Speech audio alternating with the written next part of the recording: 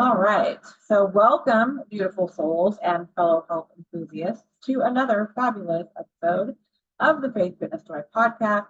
I am your host, health coach, and healer, Rochelle Renee, and today I am sharing lessons that I have learned over 3 decades of dieting, exercising, and just plain obsessing about my weight.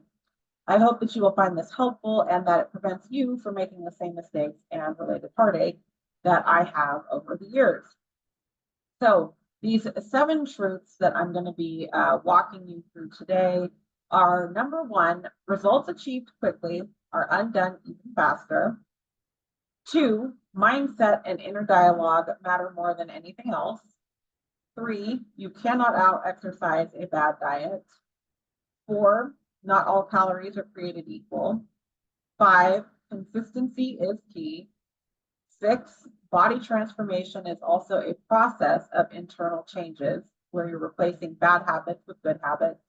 And number 7, the aesthetics are actually the least of it.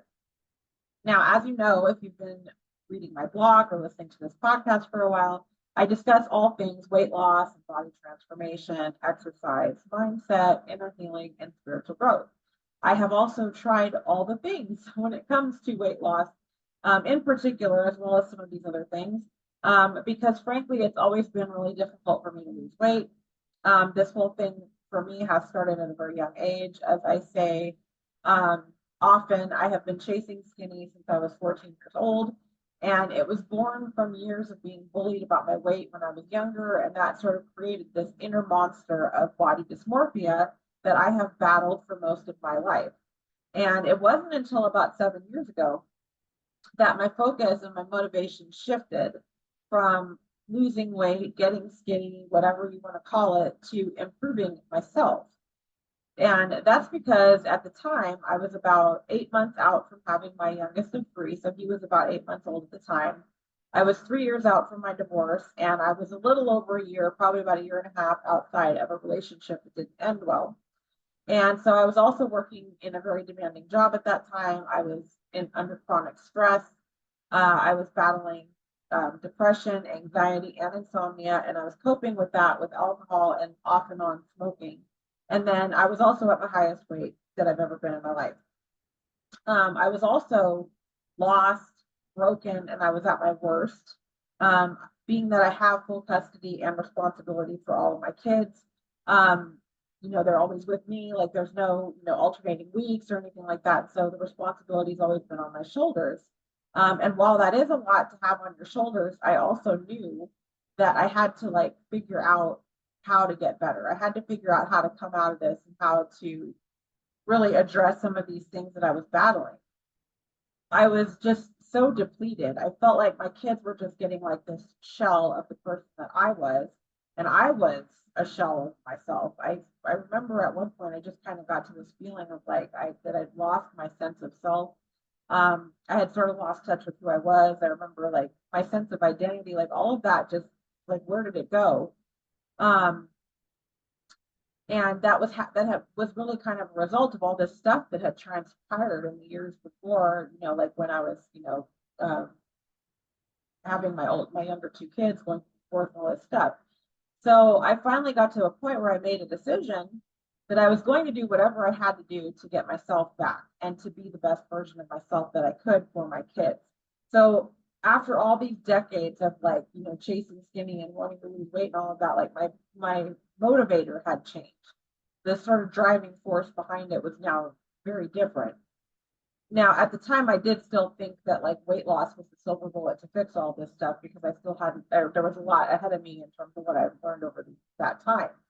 But the main thing here is that the motivating factor for me was now different. It wasn't just about losing weight and trying to band-aid this body dysmorphia.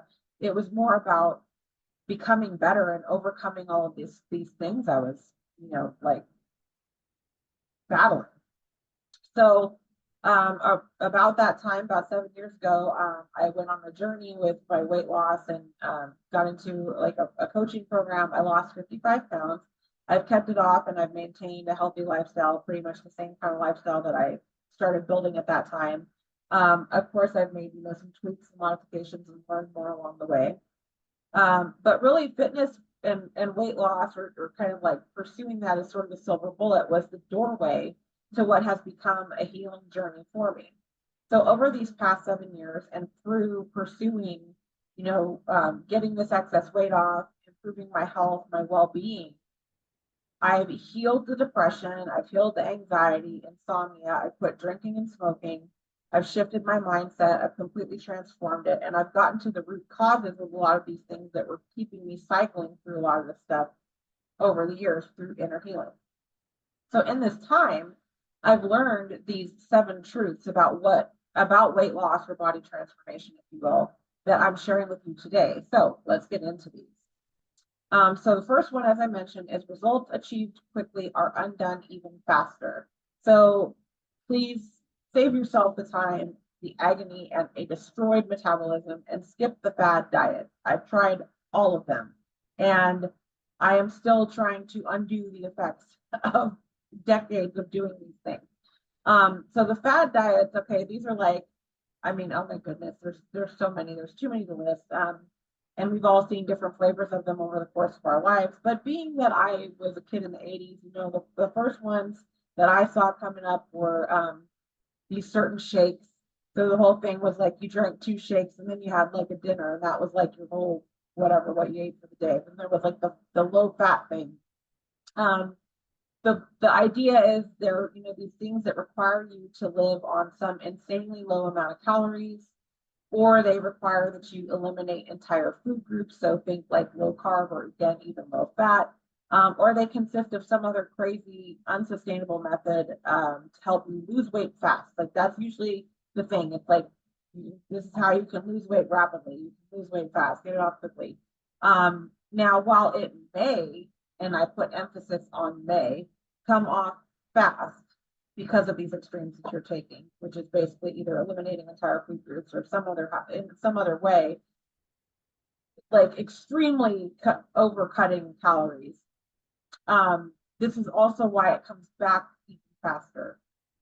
It's too much to get into in today's episode. I have covered this a little more in depth in some of my previous podcast episodes, but basically, in a very small nutshell, what happens is the various hormones that are involved in things like your metabolism, digestion, and hunger, they get all out of whack when we do these crazy diets.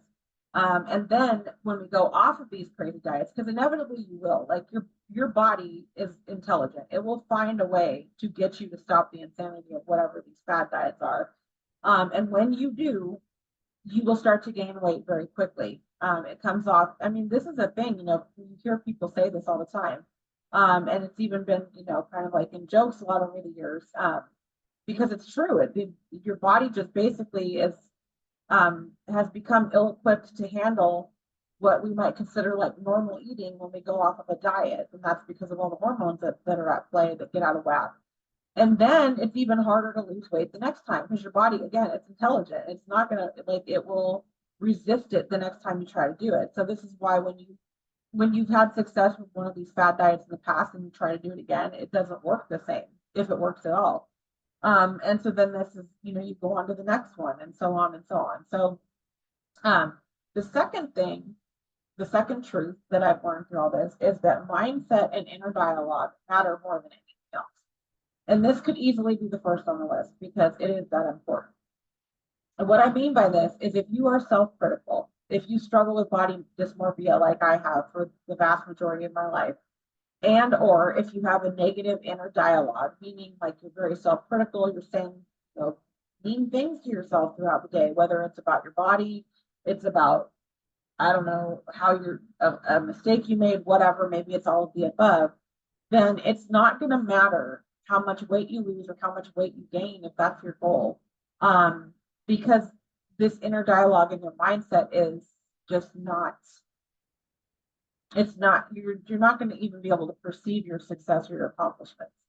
So it's also going to be a lot harder for you to move forward if you have a negative mindset, or if you're kind of in this, just like maybe self-deprecating, or you feel like you tell yourself things like I can't win, or things don't work out for me, or whatever it might be. So really shifting your mindset and focusing on mindset is just as important, if not the most important aspect of all of this. Number three is you cannot out exercise a bad diet. Now, yes, this is a bit cliche, but it's true.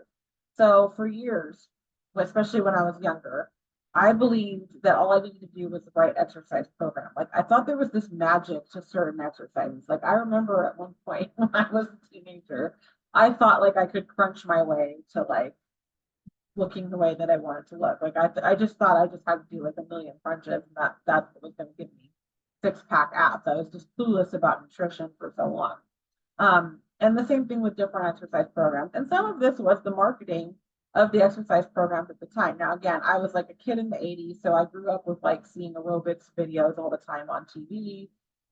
There was like channels that would play them at certain times of day. Um, and then in the 90s, where there was more of that, like, that kind of trend continued. But then you also started to see other fitness programs that you get like on, VHS and all these kinds of things. And you could buy this fitness program and you could do it at home. And it was all really emphatic on the exercise. So it led, at least for me, it led me to this kind of like false belief that it was just about the exercise you were doing, but it's not true. Like you also have to, be mindful of what you're eating. And the bottom line is that if your diet is not balanced and it's mostly junk, or even if it's just overly restrictive, that's another kind of extreme that happens. It's not going to matter what you're doing exercise wise. So your diet and exercise go hand in hand. You need a good balanced diet, and you also need a good sound exercise routine to get good results and to have sustainable results. The fourth truth I've learned is that not all calories are created equal.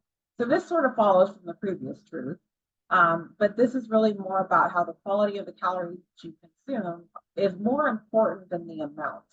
So 1,000 calories a day of junk versus 1,000 calories a day of things like fresh fruits and vegetables, lean protein, beneficial fats, and complex carbohydrates are going to yield very different results in terms of how a person's physique is going to look.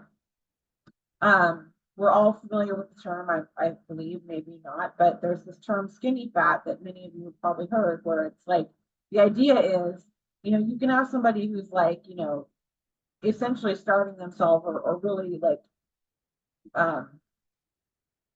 in extreme caloric restriction with what they're eating, but they're not really mindful necessarily of the quality of what they're eating. They're not necessarily getting like a good balanced diet. They're probably not exercising. If they are, they're probably doing a ton of cardio. And so you might be smaller, but you're not really, you have to think about the underlying body composition. So that's kind of the example there.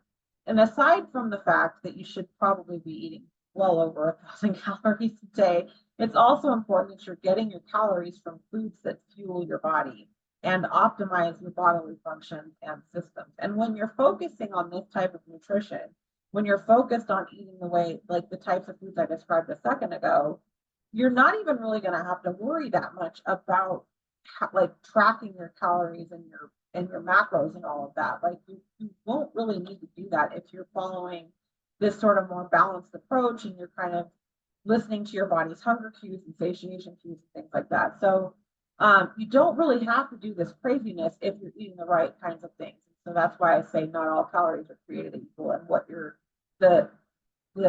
calories are comprised of is really important. The fifth truth is that consistency is key. So you don't have to be perfect with your food and your exercise 100% of the time. It's impossible anyway. But being consistent, at least a minimum of 80% of the time, is going to help make your efforts sustainable long term. And it's not like everything's going to be like destroyed in terms of your progress if you're not perfect that one day. So if your body can trust that you're going to move it and fuel it consistently and in a balanced manner most of the time, it will function better and it's going to be more adaptable to fluctuation that other 20% of the time. So that day that you go out with your friends and you have that, I don't know, that pizza and beer or whatever it might be, it's not going to like derail all of your progress. It's also going to keep you out of this forbidden fruit trap, as I call it, where it's like when we are in these really restrictive diets and it's like, thou shall not eat carbs, or thou shall not eat more than 5 grams of fat a day, or whatever, these crazy like things, these bad diets. it just makes you want that stuff even more. And so then when you decide to finally allow yourself to have it, like you go crazy and you overindulge, you binge on it, and that's the forbidden fruit trap. Like it's when you're telling yourself for a long time that you can't have certain things. So if you're consistent and you're following kind of this balanced approach, you're not going to fall into that trap, and you're not going to have the repercussions of those things. And you're going to be able to enjoy the things that you like from time to time without feeling like you need to overindulge in them, because you're not depriving yourself of everything you enjoy all the time. The sixth truth is body transformation is also a process of internal changes, replacing bad habits with good ones. Now, I just feel like this is so understated in the fitness space. And, obviously, I don't know every person out there in the fitness space, but just in my experience with the things that I've done, again, I feel like it's understated. So, yes, you may set out to lose weight, or maybe you're trying to gain weight. Maybe that's your goal, is you want to increase your muscle mass, or whatever. Somehow you want to transform your body. But this requires that you change internally first. And a lot of us don't think about that. I know I didn't for decades. Like, I mean, it was just like, I want to lose this weight. That's like all I care about. I never really thought about the underlying internal change and the whole change process that it really takes to do this. You have to think about it. Your habits have to change. Like if you're like, let's say right now, hypothetically, you're at a weight you don't like, you want to look differently, you want to feel different, you don't have the energy, whatever. And so your day, and I've been this person, so I'm speaking from experience, maybe you go to work, you come home, you're wiped out, you make dinner, you watch some TV, you read, whatever you might do in the evening, um, help your kids with their homework, whatever it is, and then you go to bed, maybe you stay up too late like I used to, after you get the kids to bed, and then you get up, in the morning, enough time for yourself to get your morning coffee, get ready for the day, whatever, and you go about your day. In order for you to achieve the results you want in terms of your body transformation and such, you have to change that, right? So that's going to mean you're going to have to find where you can carve in some time for you to exercise if you're not exercising already. So whether that's getting up earlier so you have the time where you can be uninterrupted, or whether it's you're going to get home a little bit later because you're going to go after work and you're going to work out after work, or maybe do it at lunch, however you want to do it. But you have to figure out how you're going to build that in. You also have to look at what you're eating and how you can change your food and how you can change your habits. And probably look at your sleep habits too. Sleep is often one of the things we don't think about, but you probably could clean up, like, are you going to bed a little bit earlier so you can get up earlier, all these kinds of things. So this requires incrementally swapping out 1 to 2 bad habits for good ones over time. Many times I fell into this trap of trying to change everything at once. And a lot of us do this. And then I would fail because I was trying to take on too much. I was trying to change too much, and it was overwhelming. And then I would feel like crap because it was like, oh, once again, I couldn't do this. Like, I failed. I didn't stick to my plan, kind of a thing. Well, yeah, because I was trying to build Rome in a day. And you can't do that. Instead, you have to look at, like, okay, how can I get the most bang for my buck in the next 30 days? What am I doing? What am I not doing right now that if I add, I can start to get some results? I'll tell you right now, one of the first things that you should include is probably looking at your diet and your nutrition and starting to clean that up, because that is about 80% of the overall kind of physical result. And then you want to probably figure out how you can add some exercise in. Now, if you're not doing any exercise at all, you might want to start simple, right? Like, just start, like, it doesn't have to be this, like 6-day workout plan right out the gate. If you're not doing anything at all right now, you can start with 3 days a week. I'm going to, do a 30-minute strength training workout or whatever. I'm going to add walking every day at lunch, and I'm going to make sure I get in 30 days, 30 minutes of walking. Just finding something you can start to implement for a 30-day period of time. Once you get that mastered and you've got it locked in and you're consistently doing that for 30 days, then you can look at, okay, now what can I do? How can I move the needle a little further? How can I push myself a little more to take it to the next level? So that is how you go about it. And that is how you make long-lasting, sustainable change that you can continue, because you're incrementally over time swapping out certain habits for the ones that you want to implement that are going to get you the results and get you closer to your goals. Number 7, last but not least, is that the aesthetics are the least of all of this. As counterintuitive as that might sound, and ironically, for most of us, the aesthetics are what get us started in the first place, because that's usually what we're wanting. But I have found that you need a lot more than this to keep yourself moving forward long term. And there are so many good reasons to do this that have nothing to do with how you look in a swimsuit.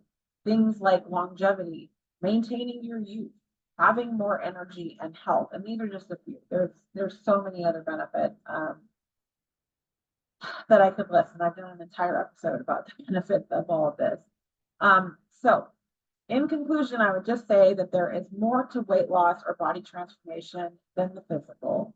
And if you spend a bit of time up front getting crystal clear on the deeper reasons that you want this, it's going to lead you to seeking the path that is sustainable. You will be willing to do whatever it takes.